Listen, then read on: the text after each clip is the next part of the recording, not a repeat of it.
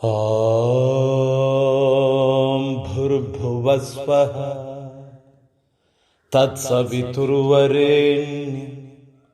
ഭർഗോ ദേവസ്യ ധീമഹി ധിയോ യോ ന പ്രചോദയാത്.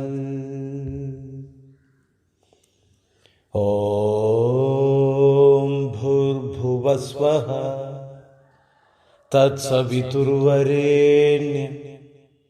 ഭർഗോ ദേവസ്യ ധീമഹി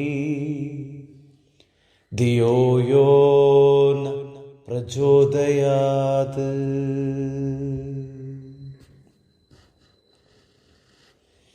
ഓം ഭൂർഭുവഃ സ്വഃ തത്സവിതുർവരേണ്യം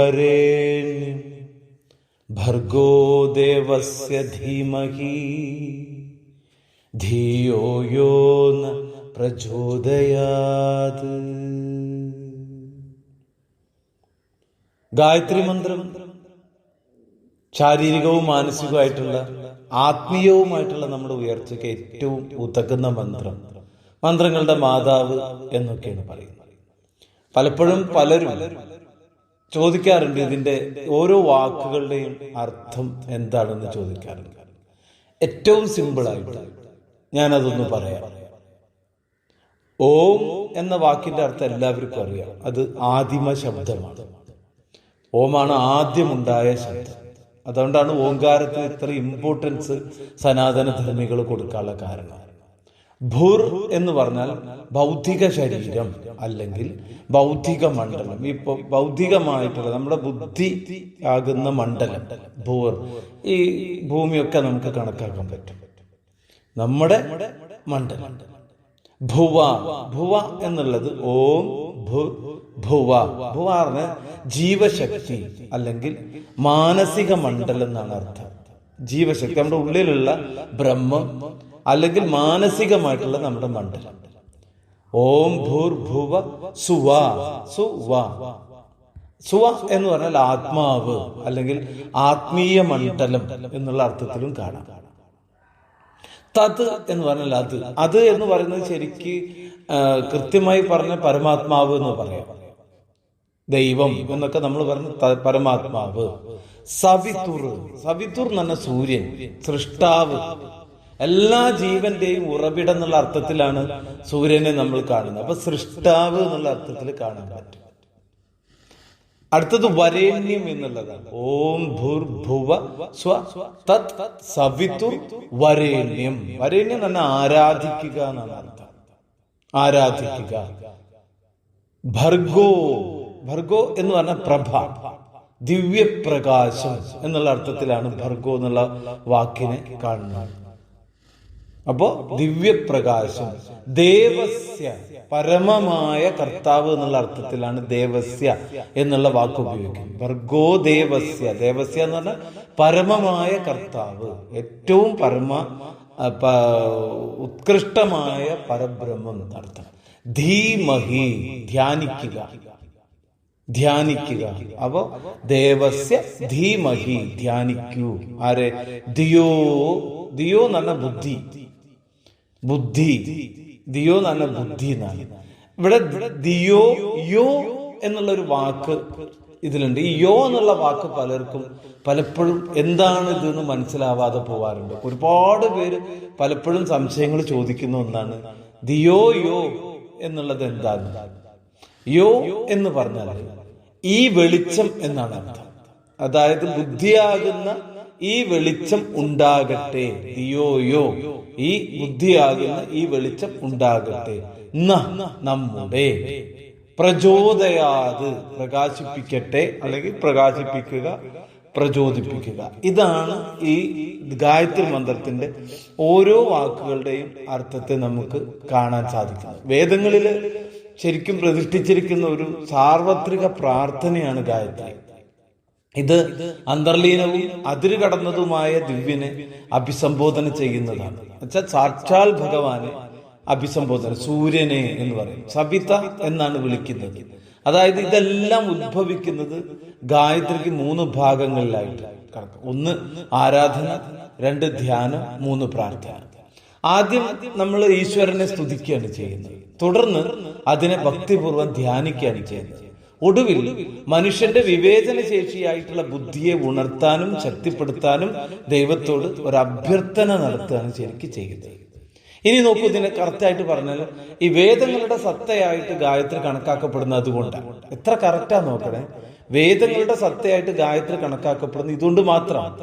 വേദം എന്നാൽ അറിവ് എന്നാണ് അർത്ഥമാക്കുന്നത്. ഈ പ്രാർത്ഥന അറിവ് നൽകുന്ന കഴിവിനെ വളർത്തുകയും മൂർച്ച കൂട്ടുകയും ചെയ്യും. വാസ്തവത്തിൽ 4 വേദങ്ങളിൽ പ്രതിഷ്ഠിച്ചിരിക്കുന്ന 4 പ്രധാന വ്യാഖ്യാനങ്ങൾ ഈ ഗായത്രി മന്ത്രത്തിൽ നമുക്ക് കാണാൻ സാധിക്കുന്നുണ്ട്. ഇതാണ് ഇതിന്റെ അടിസ്ഥാനം എന്ന് പറയുന്നത്.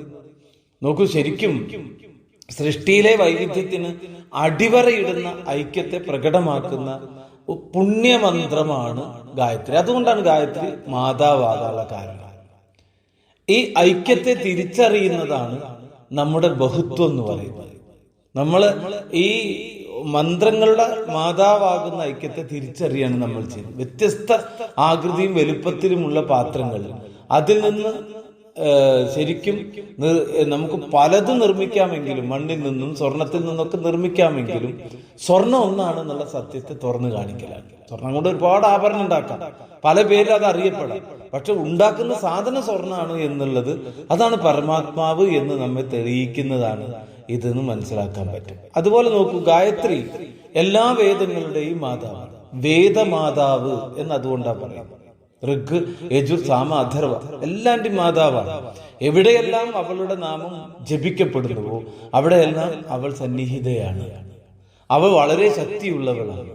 വ്യക്തിയെ പോഷിപ്പിക്കുന്നവളാണ് ഗായത്രി. അവളെ ആരാധിക്കുന്ന ഏതൊരാൾക്കും അവൾ ശുദ്ധമായ ചിന്തകൾ നൽകുന്നുണ്ട്. അവൾ എല്ലാ ദേവതകളുടെയും മൂർത്തിഭാവമാണ്. നമ്മുടെ ശ്വാസം തന്നെയാണ് ഗായത്രി എന്ന് പഠിച്ചു വെക്കണം. നമ്മുടെ അസ്തിത്വത്തിലുള്ള വിശ്വാസം ഗായത്രിയാണ്. ഗായത്രിക്ക് 5 മുഖങ്ങളുണ്ട് എന്നാ പറയുന്നത്. അവ 5 ജീവിത തത്വങ്ങളെയാണ് കാണിക്കുന്നത്. അവൾക്ക് 9 വിവരണങ്ങളുണ്ട്. ഏതാ? ഓം ഭൂർ ഭുവ സുവാഹ തത് സവിതു വരേണ്യം ഭർഗോ ദേവസ്യ. അപ്പോ ഈ 9 മുഖാണ് ഗായത്രി എന്ന് പറയുന്നത്. അമ്മ ഗായത്രി എല്ലാ ജീവജാലങ്ങളെയും പോഷിപ്പിക്കുന്നതാണ്, സംരക്ഷിക്കുന്നതാണ്. അവൾ നമ്മുടെ ഇന്ദ്രിയങ്ങളെ ശരിയായ ദിശയിലേക്ക് നയിക്കാൻ ചെയ്യും. അതുകൊണ്ടാണ് എവരിഡേ രാവിലെ ഒരു 7 ഗായത്രി ജപിച്ചു നോക്കൂ. 7 ഗായത്രി ജപിച്ചു നോക്കൂ. എന്തെന്നില്ലാത്ത തരത്തിലുള്ള ശക്തി നമുക്ക് ആ ദിവസം കിട്ടുന്നത് അനുഭവിച്ചറിയാൻ പറ്റും. ശരിക്കും നമ്മൾ അനുഭവിച്ചറിയത്തറിയുന്നത് എല്ലാത്തരം ശക്തികൾക്കും നേരിട്ടുള്ള ധാരണയിലൂടെയോ അനുമാന പ്രക്രിയയിലൂടെയോ തെളിവ് തേടാൻ പറ്റും. ഈ അതീന്ദ്രിയ ശക്തി അനുഭവിക്കാൻ കഴിയുന്ന നേരിട്ടുള്ള തെളിവ് എന്താണെന്ന് മനുഷ്യൻ കണ്ടെത്താൻ ശ്രമിച്ചു വിചാരിക്കുക.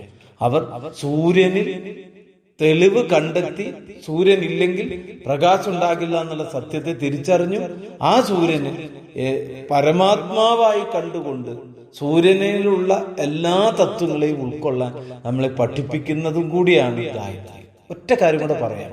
മനുഷ്യന്റെ ദൈനംദിന ജീവിതം നിർണയിക്കുന്നതിലും ജീവിക്കാനുള്ള അടിസ്ഥാന ആവശ്യങ്ങൾ നൽകുന്നതിലും സൂര്യൻ ഏറ്റവും പ്രധാനപ്പെട്ട ഘടകമാണെന്ന് നമുക്കറിയാം.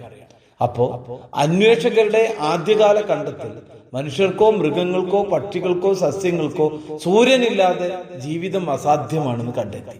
അപ്പോ എല്ലാ ഊർജത്തിന്റെയും ഉറവിടമായും സൃഷ്ടിയിലെ എല്ലാ വസ്തുക്കളുടെയും ജനനമായും വളർച്ച, നാശം എന്നിവയ്ക്ക് ഉത്തരവാദിയായി സൂര്യനെ കണക്കാക്കി. ഇക്കാരണത്താലാണ് വിശ്വാമിത്ര മഹർഷി ഗായത്രി മന്ത്രത്തിൽ സൂര്യദേവനെ സവിത്രൻ എന്ന് മഹത്വപ്പെടുത്താനുണ്ടായ കാരണം.